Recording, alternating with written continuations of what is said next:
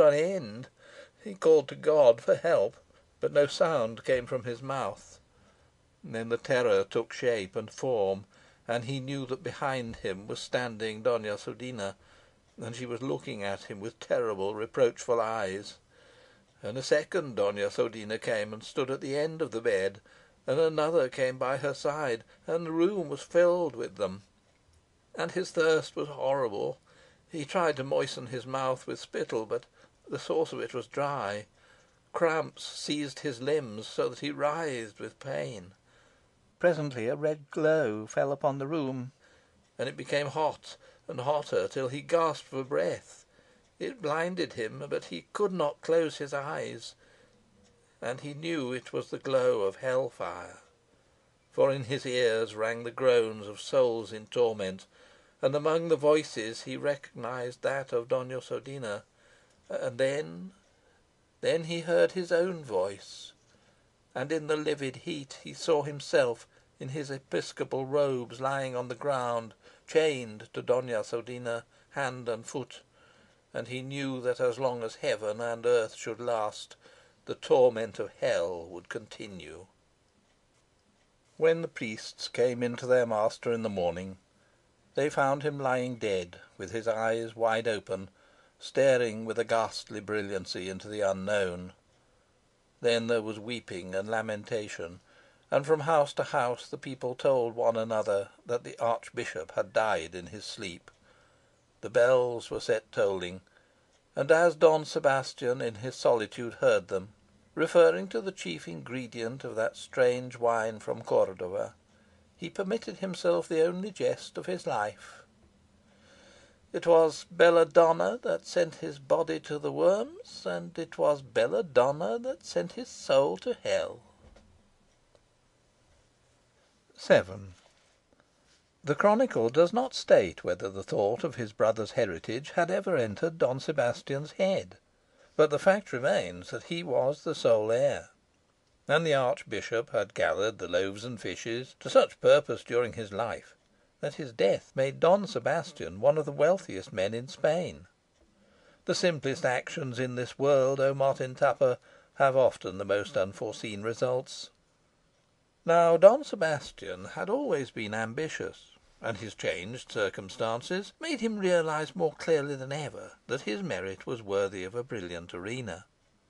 The times were propitious, for the old king had just died, and the new one had sent away the army of priests and monks which had turned every day into a Sunday. People said that God Almighty had had his day, and that the heathen deities had come to rule in his stead. From all corners of Spain gallants were coming to enjoy the sunshine, and every one who could make a compliment or a graceful bow was sure of a welcome. So Don Sebastian prepared to go to Madrid, but before leaving his native town he thought well to appease a possibly vengeful Providence by erecting in the cathedral a chapel in honour of his patron saint. Not that he thought the saints would trouble themselves about the death of his brother, even though the causes of it were not entirely natural. But Don Sebastian remembered that Pablo was an archbishop, and the fact caused him a certain anxiety.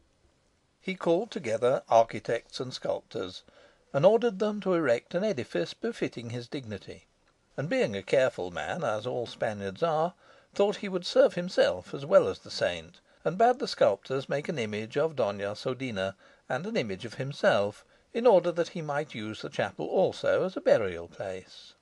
To pay for this, Don Sebastian left the revenue of several of his brother's farms, and then, with a peaceful conscience, set out for the capital. At Madrid he laid himself out to gain the favour of his sovereign, and by dint of unceasing flattery soon received much of the king's attention, and presently Philip deigned to ask his advice on petty matters. And since Don Sebastian took care to advise as he saw the king desired, the latter concluded that the courtier was a man of stamina and ability, and began to consult him on matters of state. Don Sebastian opined that the pleasure of the prince must always come before the welfare of the nation, and the king was so impressed with his sagacity that one day he asked his opinion on a question of precedence, to the indignation of the most famous counsellors in the land. But the haughty soul of Don Sebastian chafed because he was only one among many favourites. The court was full of flatterers as assiduous and as obsequious as himself. His proud Castilian blood could brook no companions.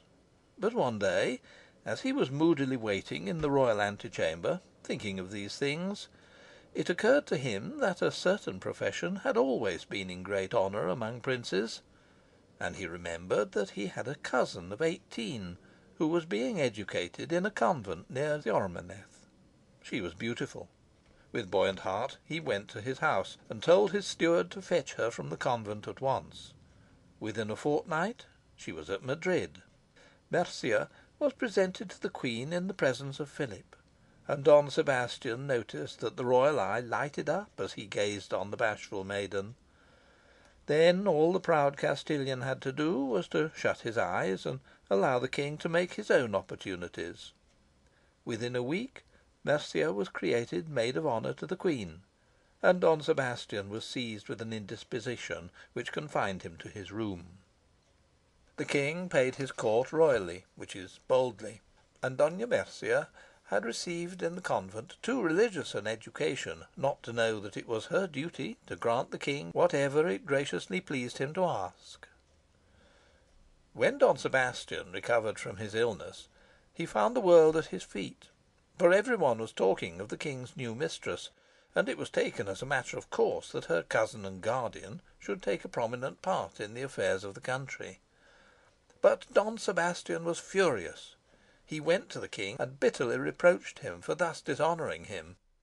Philip was a humane and generous-minded man, and understood that, with a certain temperament, it might be annoying to have one's ward philander with a king.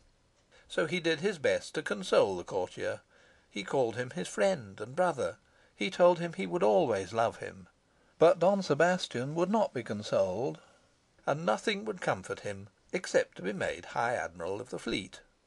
Philip was charmed to settle the matter so simply, and as he delighted in generosity, when to be generous cost him nothing, he also created Don Sebastian Duke of Losas, and gave him, into the bargain, the hand of the richest heiress in Spain. And that is the end of the story of the punctiliousness of Don Sebastian. With his second wife he lived many years, beloved of his sovereign, courted by the world, honoured by all, till he was visited by the destroyer of delights and the leveller of the grandeur of this world. 8. Towards evening the Duke of Losas passed my hotel, and seeing me at the door, asked if I had read the manuscript. "I thought it interesting," I said, a little coldly, for of course I knew no Englishman would have acted like Don Sebastian. He shrugged his shoulders. "It is not half so interesting as a good dinner." At these words I felt bound to offer him such hospitality as the hotel afforded. I found him a very agreeable messmate. He told me the further history of his family, which nearly became extinct at the end of the last century, since the only son of the seventh Duke had, unfortunately, not been born of any duchess. But Ferdinand, who was then King of Spain, was unwilling that an ancient family should die out, and was at the same time sorely in want of money. So the titles and honours of the house were continued to the son of the seventh Duke, and King Ferdinand built himself another palace. "But now," said my guest, mournfully shaking his head, "it is finished. My palace and a few acres of barren rock are all that remain to me of the lands of my ancestors, and I am the last of the line." But I bade him not despair. He was a bachelor and a duke, and not yet 40. I advised him to go to the United States before they put a duty on foreign noblemen. This was before the war, and I recommended him to take Maida Vale and Manchester on his way. Personally, I gave him a letter of introduction to an heiress of my acquaintance at Hampstead, for even in these days it is not so bad a thing to be a Duchess of Losas, and the present Duke has no brother. End of The Punctiliousness of Don Sebastian by Somerset Maugham. Read by Termin Diane.